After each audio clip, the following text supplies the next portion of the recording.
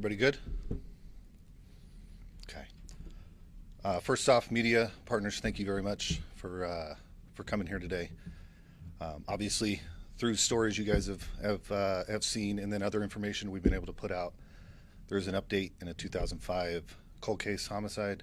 An arrest has been made in a case that we've affectionately dubbed the baby Skylar homicide case. First off, my name's Rob Scheer, R-O-B-S-C-H-E-R-E-R. I'm a sergeant with the Phoenix Police Department's Public Affairs Bureau. This case for the Phoenix Police Department began back on October 10th, 2005, when a newborn infant was located deceased inside of a bathroom at Sky Harbor International Airport. At that time, our homicide unit did respond and began an extensive investigation into this death. Ultimately, all leads at that point were exhausted, and it was passed on to our cold case homicide unit. In about 2020, this case was actually identified to be worked collaboratively with the FBI Violent Crime Task Force and essentially the cold case element of this task force. This collaborative work directly resulted in the identification of the mother and suspect in this case. This mother has been identified as 51-year-old Annie Anderson.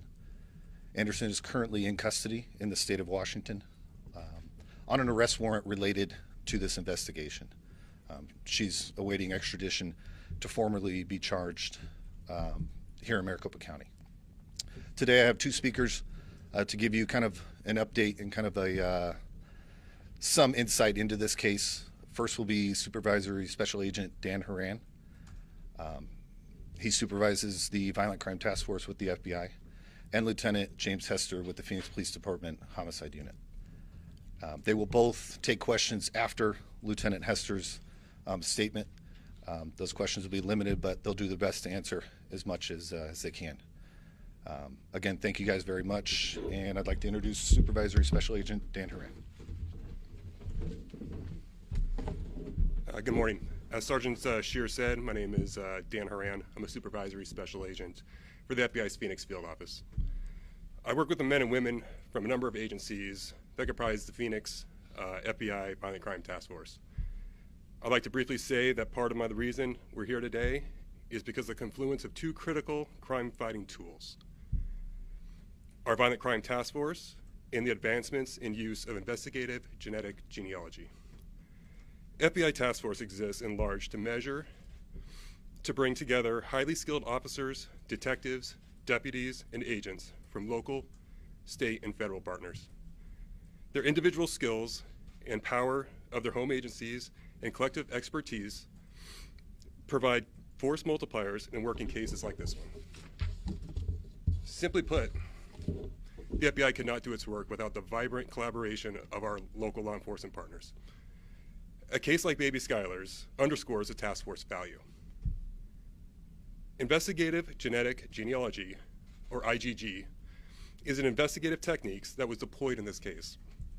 Simply put, IGG combines unknown crime scene DNA with traditional genealogy research to generate leads for law enforcement to follow. It is an identity resolution technique and uses crime scene DNA to create genealogy profile. Investigators use the publicly available genealogy databases to identify family member matches to an unknown profile. To be very clear, arrests are not made on investigative genetic genealogy, and IGG is not used to prove someone's guilty at trial. IGG is for lead purposes only and can be a useful tool in cases like this one. As I turn it over now to Lieutenant Hester, I'd like to close with this. The goal of using this approach is to bring people to justice and identify unknown victims, and to provide closure for families and communities in which they live. Thank you.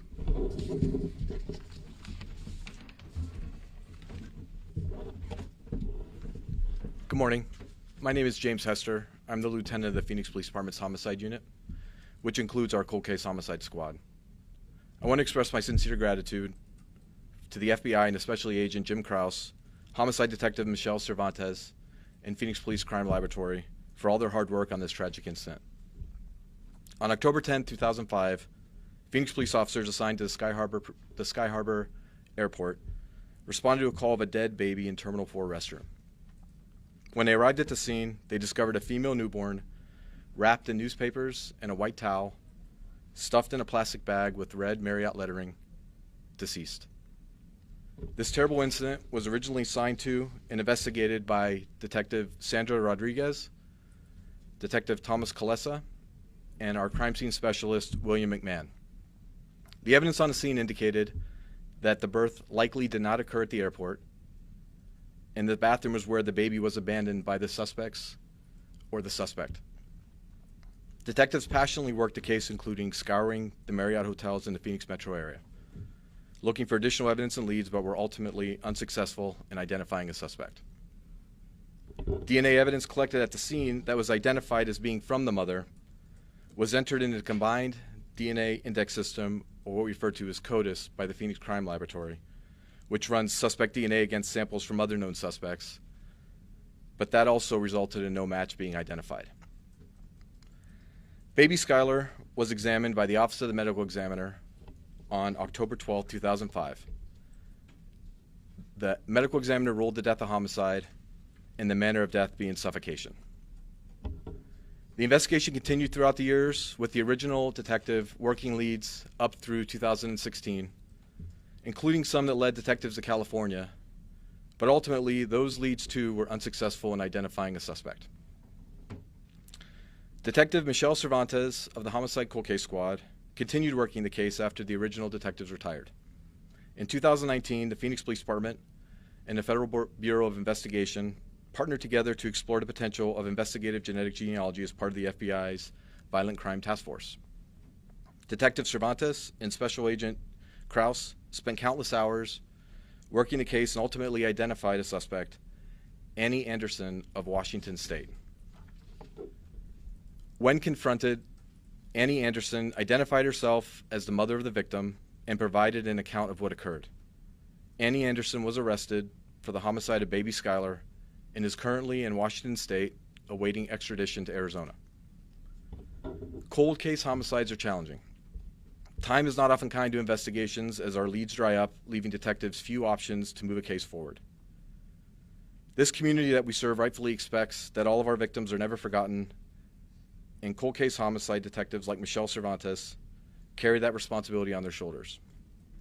Additionally, advancements in DNA and other forensic technologies in use by the Phoenix Police Crime Laboratory are getting better every year, which allows law enforcement to reevaluate evidence and find new leads that were not there previously. Our collection methods are constantly getting better, our processes are becoming more effective, and our partnerships are becoming more essential. The Federal Bureau of Investigation, and specifically the FBI Violent Crimes Task Force, is a force multiplier that allows local police departments like the Phoenix Police Department to partner with federal law enforcement like the FBI to combine resources and expertise to bring justice to our victims. We would be in a much different situation without Special Agent Jim Krause, as his partnership was invaluable. And on behalf of the Phoenix Police Department, I want to thank Jim and Detective Cervantes for their tremendous work in bringing long overdue justice to baby Skylar. Now, Supervisory Special Agent Dan Horan and myself will hang around and answer some questions if you have any. Go ahead, miss. So you mentioned IgG and how that was used as a lead in this case. Mr. Perron talked about that. But what other leads, what other investigative evidence do you have pointing to the suspect at this time? Can you talk about that? Well, obviously, we have DNA evidence of the mother. So, and we have the examination of our victim that showed our victim died as a result of suffocation. So we have a dead child, we have an identified mother, and we have her statement. So there's other little bits and pieces of evidence, but that's the main bulk of our evidence. Can you talk at this time what that statement mentioned or said? At this time, I'd rather not. I do understand why you'd want to know that, but this is a long overdue case that we're trying to successfully prosecute, and I don't want to harm any prosecution. So in that regard, I'm not going to talk about what she specifically said. I'm sorry, miss. Do you have any reason to believe that the suspect had ties to Phoenix? Were they just passing through Sky Harbor, catching a flight? Do you know? Yes, there was the suspect was here on business. It was a real estate boot camp.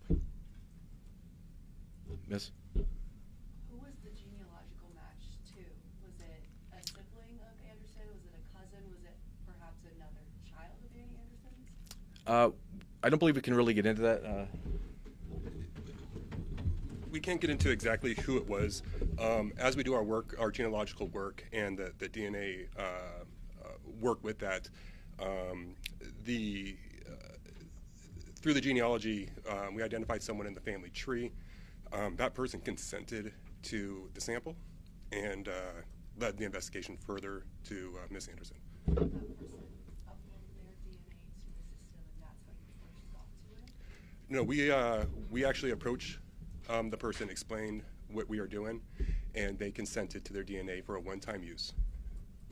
Does the suspect have any other prior criminal history? Not that I'm aware of, but I don't have her complete criminal history in the state of Washington, so I don't have that answer. Yes. What was the manner of death? Asphyxiation? Was the baby dead when they were abandoned, or did they die because they had been stuffed with all this other stuff? The baby was born alive, and the baby suffocated. So do we know how the baby suffocated? I don't, but even if I did, I wasn't going to go into that specifically.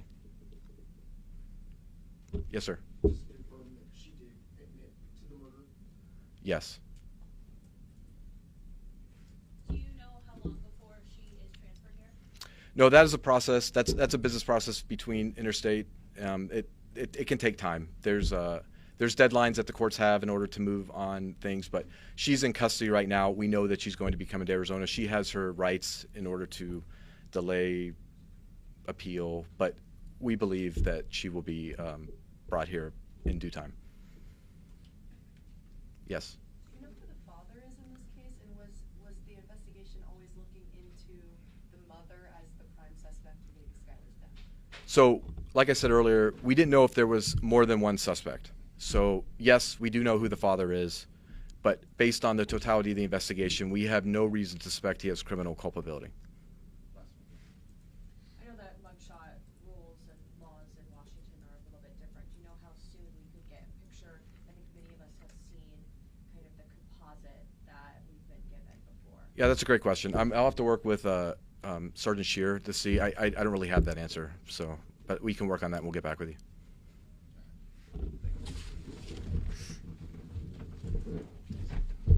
To answer that last one, I would assume when she is extradited here and then booked into Maricopa County, I would assume those same rules would apply.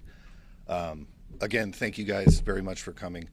I would like to commend all the officers. This is obviously one that us as law enforcement will look at, and this will stick with a lot of officers that have been involved in this. This is 18 years of an investigation, 19 years of an investigation that touched many people at many different levels of this department and beyond.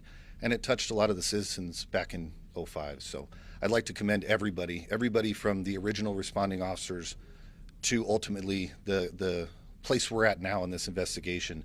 Every one of them added a piece of that puzzle or a piece of the puzzle to ultimately get to where we're at today. Again, when I get that information and when she's ultimately extradited here, I will update the media advisory. For those that didn't get the media advisory, I will push it out to all the desks here in the next 20 minutes. And then when she is extradited, I'll get you the information like we usually do to hopefully be able to generate that picture for you guys. So thank you guys very, very much. We appreciate it.